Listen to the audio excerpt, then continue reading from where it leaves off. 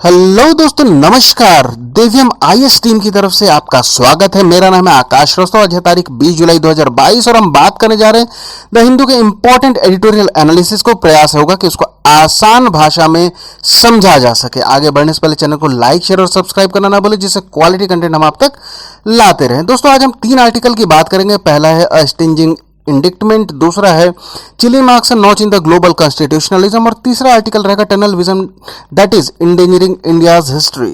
तो चलिए बिना देर के शुरू करते हैं पहले आर्टिकल की। जब हम बात कर रहे हैं दोस्तों, पहला आर्टिकल में इसमें इर्द गिर्द घूम रहा है जो अभी NIA नेशनल इन्वेस्टिगेशन एजेंसी, इसके द्वारा 121 आदिवासी जो ट्राइबल पर्सन होते हैं उनको दोष से मुक्त करके रिहा कर दिया गया। क्या था मामला था कि 2017 की बात है, जब छत्तीसगढ़ के सुकमा जिले में 25 CRPF जवान इनकी माओइस्ट द्वारा हत्या कर दी जाती है और इसी के इल्जाम में इन 121 आदिवासियों को अभियुक्त बना के गिरफ्तार कर लिया जाता है। कोर्ट द्वारा यह बताया जाता है कि इनके खिलाफ कोई भी ऐसे पर्याप्त सबूत नहीं मिले जिनसे माओइस्ट द्वारा इनका कोई भी संबंध स्थापित किया जा सके। दोस्तों, अब बात यह की जा रही कि 5 साल 2017 से 2022 चल रहा है, 5 साल के बीच में इनको कई बार कभी NIA कोर्ट द्वारा, कभी छत्तीसगढ़ हाई कोर्ट द्वारा जो इनका बेल का एप्लीकेशन था उसको रिजेक्ट कर दिया जा रहा था। इनके ऊपर UAPA लगा था, UAPA unlawful activities prevention act. दोस्तों, बिना पर्याप्त सबूत के भी ये खतरनाक एक्ट इनके खिलाफ लगा दिया गया था पुलिस द्वारा। जो डिफेंस लॉयर थे उनका ये जो बयान था वो ये था कि पुलिस की जो जांच हुई है वो पूरी तरीके से पारदर्शी और निष्पक्ष नहीं रही, उसमें बहुत सारे फ्लॉज सामने आते हैं। उसमें ये भी बात कही जाती है कि जो इंजर्ड कमांडोज थे, जो उस हमले में जो लोग इंजर्ड जो बच गए थे, उनका भी बयान नहीं लिया जाता है और इनको गिरफ्तार कर लिया जाता है। इस तरीके से कई बात सामने आई हैं। दोस्तों, आगे आर्टिकल में कहा जा रहा है कि जो माओइस्ट होते हैं या जो ऐसे जो भी घटना जिसमें उनका प्रयास क्या होता है, जो स्टेट जो राज्य है उसके खिलाफ लोगों को खड़ा किया जा सके, जो लेजिटिमेसी ऑफ इंडियन स्टेट है उसके खिलाफ प्रश्न चिन्ह हो सके। इसमें कई बार जो माओइस्ट जो होते हैं वो जानबूझकर ऐसी घटनाओं को अंजाम देते हैं कि जिनके खिलाफ जो राज्य है, जो केंद्र है, जो सरकारें हैं, उनको एक्शन लेने के लिए वो विवश हो जाएं। और जब वो एक्शन लेंगे तो उसमें कई ऐसी पृष्ठभूमि गढ़ दी जाती है कि जो वहां पे जो लोकल्स होते हैं उनको वो राज्य के खिलाफ खड़ा कर सके। जो माओइस्ट लोग होते हैं, जो भी ऐसे कट्टरपंथी और जो विचारधारा को सपोर्ट करते हैं, वो ऐसे जगहों पर जो पिछड़े जगह होते हैं, वहां पर जो वहां की गरीबी होती है, जो वहां पर जीवन यापन की समस्याएं होती हैं, जो वहां पर इकोनॉमिक इनइक्वालिटी होती है, इन सब चीजों को वो निशाना बना के उसमें, और वो क्या करते हैं, कई बार वो वायलेंस का सहारा लेते हैं जिससे राज्य इनके खिलाफ एक्शन लेता है और ये इन लोगों को भी वो अपनी विचारधारा से और राज्य से दूर करने का प्रयास करते हैं। आर्टिकल में कहा जा रहा है कि प्रयास सरकारों द्वारा यह होना चाहिए कि जो माओइस्ट जैसी जो भी विचारधारा है उनसे लोगों को दूर करने के लिए, कैसे लोग दूर होंगे, जब वहां पर विकास पहुंचेगा, डेवलपमेंट, सबसे बड़ा हथियार क्या होगा, डेवलपमेंट होगा। जब डेवलपमेंट होगा और उससे जो लोग हैं उनको जब जीता जाएगा, तब जाकर ये मुख्य धारा, मुख्य समाज से जुड़ेंगे और तब जो भारतीय समाज है उसका विकास सुनिश्चित हो पाएगा। दोस्तों, आगे हम दूसरे आर्टिकल के हम बात करने जा रहे हैं। जो दूसरा आर्टिकल है वो बात करता है कि Chile marks and notch in the global constitutionalism. Basically जो चिली देश के बारे में इसमें बात कही गई है, वहां का भी एक कॉन्स्टिट्यूशन को जो ड्राफ्ट किया गया है उसकी इर्द गिर्द ये पूरा आर्टिकल घूम रहा है। अभी कुछ समय पहले 2019 के आसपास से वहां पे बहुत सारा प्रोटेस्ट शुरू हुआ था। वो जो प्रोटेस्ट था वो बेसिकली था वहां पे जो सोशल इनइक्वालिटी है उसके इर्द गिर्द घूम रहा था। वहां पर जीवन यापन बहुत महंगा हो गया था, कॉस्ट ऑफ लिविंग काफी ऊपर हो गई थी। उसके लिए साथ साथ में जो सरकारें थी, लोग उनसे दूर होते जा रहे थे, अपनी विश्वसनीयता लोग वहां पे जो सरकार थी उनसे खोते जा रहे थे। इसलिए लोग सड़क पर उतर आए, वहां पे बहुत सारे आंदोलन और बहुत सारे प्रदर्शन वहां पे सामने होने लग गए थे। और जिसमें एक मुख्य डिमांड ये भी थी कि जो पुराना कॉन्स्टिट्यूशन है चिली का, दोस्तों जो चिली का पुराना कॉन्स्टिट्यूशन था वो 1980 में ड्राफ्ट हुआ था, जब वहां पर मिलिट्री सरकार थी। मिलिट्री सरकार किसकी थी? ऑगस्टो पिनोचेट, ये इनकी सरकार थी और इनके ही अंडर में वहां का पिछला जो संविधान था वो तैयार किया गया था।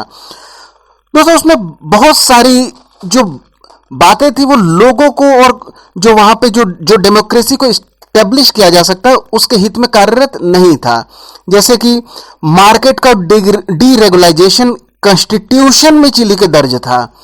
और एक अजीब सी बात वहां पे थी कि जो पानी होता है उसको उसका निजीकरण कर दिया गया था। और ये बात ऐसा नहीं था कि जब जरूरत होगी तब ऐसा होगा, ये वहां के 1980 के संविधान में दर्ज कर दिया गया था कि जो वाटर है वो privatisation of water as a constitutional imperative के रूप में।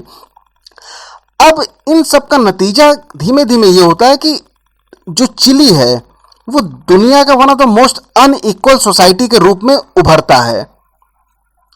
और इसी के इर्द गिर्द 2019 का प्रोटेस्ट होता है, जिसमें मांग उठती है कि ये जो पिनोचेट कॉन्स्टिट्यूशन था इसमें बदलाव किया जाए। और अंतोगत्वा सरकार लोगों के आगे झुकती है और इस डिमांड को मान लिया जाता है। डायरेक्ट इलेक्शन होता है, कॉन्स्टिट्यूशनल असेंबली वहां पर बिठाई जाती है। जो कॉन्स्टिट्यूशनल असेंबली होती है उसमें जो भागीदारी होती है 51% वहां महिलाओं की भागीदारी होती है। और जो 17% है जो चिली के जो मूल निवासी हैं, इंडिजिनियस जो पीपल वहां पे होते हैं, उनका भागीदारी सुनिश्चित किया जाता है।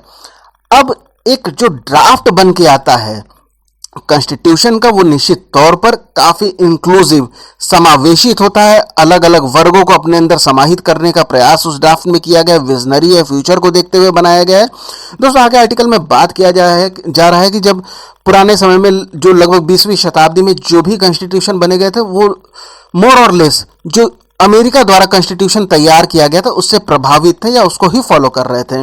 जहां पर यह माना जा रहा था कि जो कॉन्स्टिट्यूशन जो ड्राफ्ट बनता है उसमें क्या करना होता है, उसका काम क्या होता है, जो राज्य होता है, जो स्टेट होता है, उसकी शक्तियों पर थोड़ा सा उसको रोकथाम लगाया जाता है, जिससे कि लोगों के अधिकारों को सुनिश्चित किया जा सके। जैसा कि बिल ऑफ राइट और अन्य भारत में हम फंडामेंटल राइट बोल सकते हैं, इनके माध्यम से सुनिश्चित वो करता है।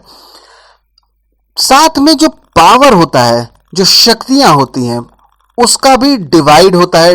किसमें? एग्जीक्यूटिव, लेजिस्लेटिव और जुडिशरी, न्यायपालिका, कार्यपालिका और विधायिका के बीच में शक्तियों का विभाजन होता है। चेक एंड बैलेंस लगता है, एक दूसरे को ये चेक और बैलेंस के माध्यम से इनसे शासन और लोगों का जो वेलफेयर है उसको सुनिश्चित किया जाता है।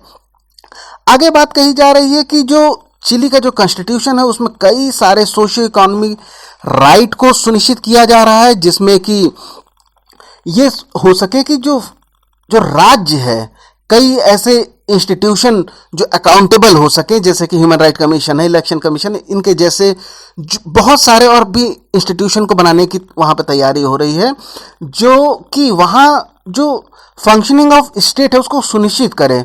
एक इंटरेस्टिंग बात यह है कि इलेक्शन हो जाता है एक निश्चित समय पे और इसके बीच का जो वक्त होता है, यहां पर लोगों की भागीदारी को कैसे बढ़ाया जाए, कैसे सुनिश्चित किया जाए, इस बात का भी ख्याल जो ड्राफ्ट कॉन्स्टिट्यूशन में है उसमें इसका प्रयास किया जा रहा है कि लोगों की भागीदारी को इस पूरे समय में कैसे बढ़ाया जाए, कैसे सुनिश्चित किया जाए, कैसे जो भी कानून बने वहां पर लोगों की सहभागिता निश्चित हो इत्यादि।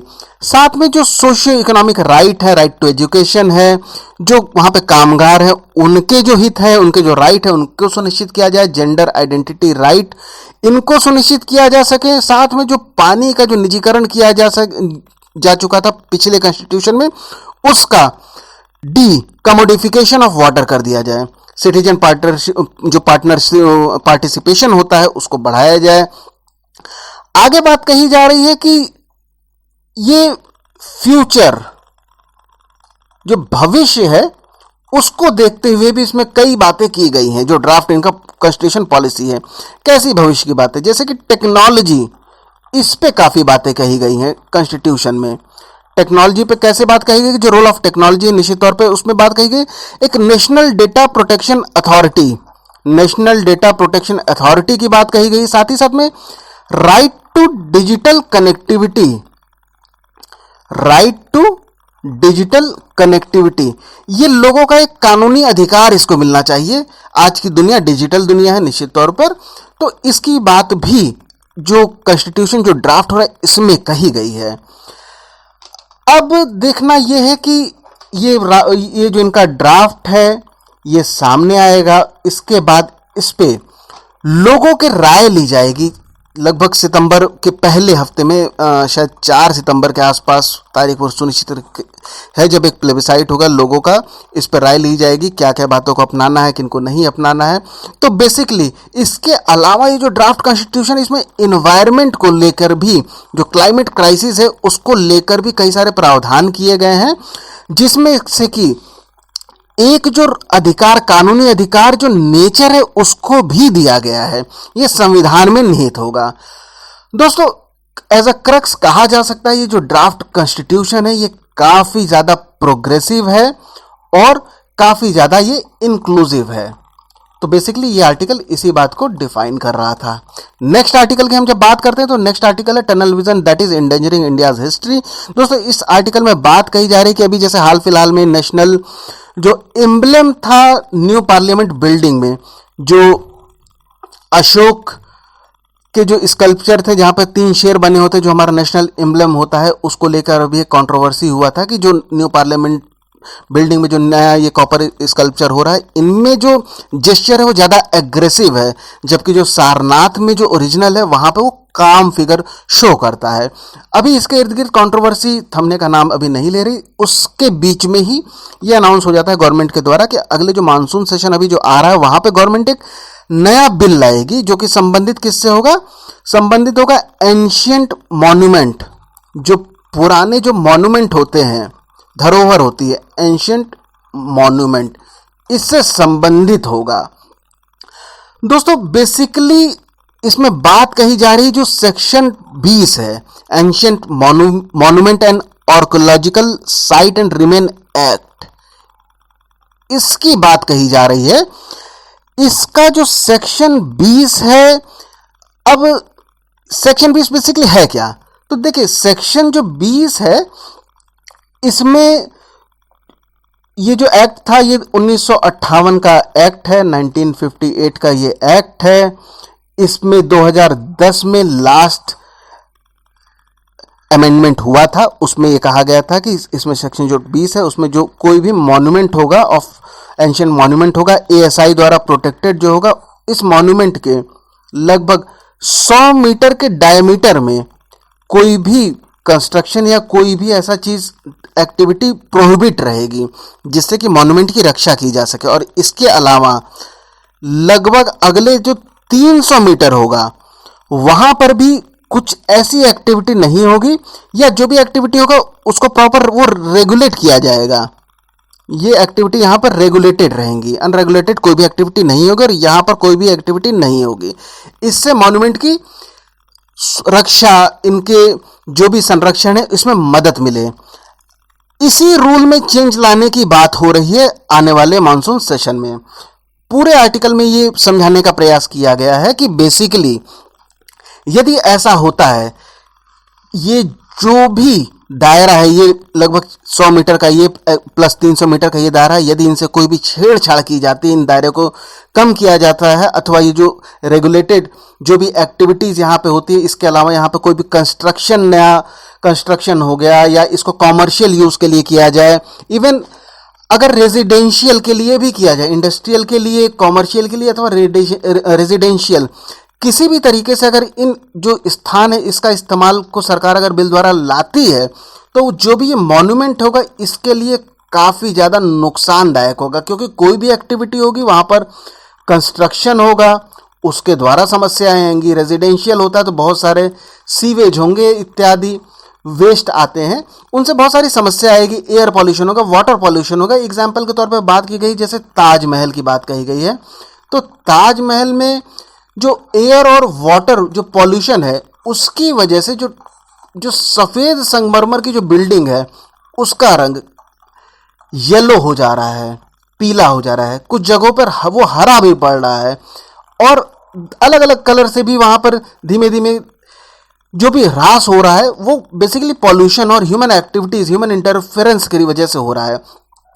अब यही बात कही जा रही है कि धीमे धीमे, वैसे भी 75 साल में देखा गया है कि जो ASI द्वारा जो भी प्रोटेक्टेड मॉन्यूमेंट है, जो उसके जो आसपास के जो ग्राउंड है उनका अलग अलग प्रयोजन के लिए उपयोग किया जा रहा है। शुरुआत में पहले वहां पर जो रिफ्यूजी कैंप बनाए गए थे, जब भारत पाकिस्तान का विभाजन हुआ था, जैसे पुरानी दिल्ली, पुराना किला, उसके आसपास के जो एरिया है वहाँ पर रिफ्यूजी कैंप बनाया गया। उसके अलावा अब कई बार ये ऐसा देखा जाता है कि धीमे धीमे लोग वहाँ पर आकर अलग अलग जो मॉन्यूमेंट के इर्द गिर्द जो जगह होती है वहाँ पर एक्सरसाइज करते हैं, मीटिंग करते हैं। कई जगहों पर वहाँ पर कुछ और दूसरे कार्यक्रम होते हैं, लोग अपना विरोध प्रदर्शन ऐसी जगहों पर चुन लेते हैं करने के लिए। तो ऐसी चीज़ों पर को सरकार द्वारा रोक लगाने की बात इस आर्टिकल में कही गई, जिससे मॉन्यूमेंट की रक्षा हो सके, उसकी जो सैंक्टिटी है वो बनी रहे, जो शुचिता है जो वो बना रहे। कई बार ये भी होता है, आर्टिकल में बताया गया कि जो एक बेसिकली जो मॉन्यूमेंट होता है, जो कोई भी बिल्डिंग हो गया, कोई भी स्मारक हो गया, उसके इर्द गिर्द की जो भी जगह होती, जब ये स्मारक बना था अपने मूल रूप में, तो वो आसपास की जगहों से अभिन्न रूप से जुड़ा हुआ था। कई बार होता है जैसे कि रॉक कट टेम्पल की बात कर लेते हैं, तो वो आसपास के जो भी पहाड़ है उनसे जुड़ा हुआ होता है। कई बिल्डिंग ऐसी होती है वो ऐसी जगहों पर बनती है, जैसे कि लखनऊ के अगर हम इमाम बाड़े की बात कर ले तो ऐसी जगह पर बना है कि जो कि आसपास के जो बाजार हैं, जो रोड हैं, जो पहले से उस समय थे उनसे जोड़ के उसको देखा जा रहा था। कई जो मंदिर होते हैं वो आसपास की, ऐसा उनका कंस्ट्रक्शन होता है कि जो आसपास की नदियां होती हैं उनसे वो मंदिर जुड़े रहते हैं। जो इवन जैसे हम ताजमहल की भी जब बात अभी कर रहे थे, तो ताजमहल के आसपास जो यमुना बहती है उसका भी काफ़ी, ताजमहल के जो जब निर्माण हुआ था तो उसके जो नींव में जो भी लकड़ियाँ थी उनकी मजबूती के लिए यमुना का पानी ज़रूरी होता है। तो इस आर्टिकल में इन्हीं बात को दर्शाया गया कि जो मॉन्यूमेंट होता है वो एक सेपरेट आइडेंटिटी नहीं हो सकता, वो अपने आसपास का जो ग्राउंड होता, जो इन्वायरमेंट होता उससे वो जोड़कर बना था, और वो उसका विभिन्न जो अभिन्न जो उसका अंग है उसके रूप में ही उसको देखना चाहिए। साथ में जो भी अननेसेसरी एक्टिविटीज़ हैं गवर्नमेंट द्वारा उस पर कंट्रोल करना चाहिए। और जो मॉनसून सेशन आने वाला है जिसमें गवर्नमेंट ने बात कही है कि ये जो एंशिएंट मॉन्यूमेंट एक्ट है उससे संबंधित जो कानून लाएगी उस पर इस बात का ध्यान देना चाहिए कि जो मॉन्यूमेंट है उनकी सेफ्टी, सिक्योरिटी से कोई भी खिलवाड़ न किया जा सके। दोस्तों, वीडियो अगर आपको पसंद आया हो तो चैनल को लाइक, सब्सक्राइब, शेयर जरूर कीजिएगा। अंत तक बने रहने के लिए धन्यवाद।